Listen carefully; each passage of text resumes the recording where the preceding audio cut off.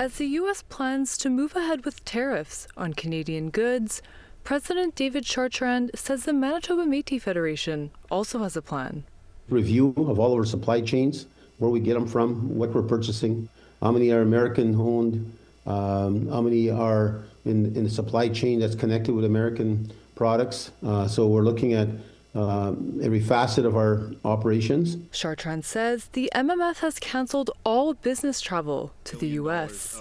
He's met with Manitoba Premier Wab Kinew and the business community to discuss a path forward for Indigenous business. We have 800 businesses that are registered with the L'Oreal Capital Corporation, and we're hearing good responses from our businesses. They're all, of course, proud Manitobans and proud Métis, to look at some businesses which have some shared components with United States businesses. So that is something we have to look at very carefully, because some of their supply chains actually will affect their businesses, Métis businesses in Manitoba.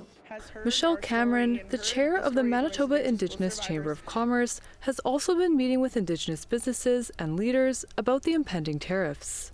But as a business owner herself, she's also bracing for change. We're trying to source Canadian-owned companies, Canadian-made products, so that we can support Canadian businesses. But it's going to impact us to some degree, because there's some suppliers, some products that we can't get from Canada, that they either are sourced overseas or they're sourced from the U.S. So we're trying to compile a list of Canadian companies and goods where we can source elsewhere outside of the U.S. Some Indigenous businesses and organizations, like the Canadian Council for Indigenous Business, are looking at mobilizing the Jay Treaty. Since 1794, the treaty has given some Indigenous peoples born in Canada the right to freely cross the U.S. border for trade and commerce.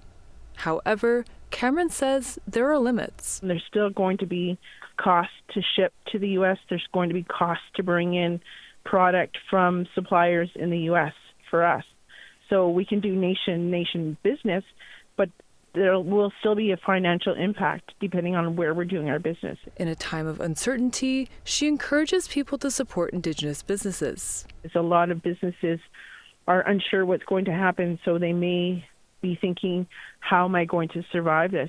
But if we all stick together and support each other, then we're going to make it through this. If all goes as planned, 25% tariffs will be tacked on all imports from Canada and Mexico into the U.S. starting tomorrow. Canada has not officially announced retaliatory tariffs at this time, but signaled its intention to do so in early February.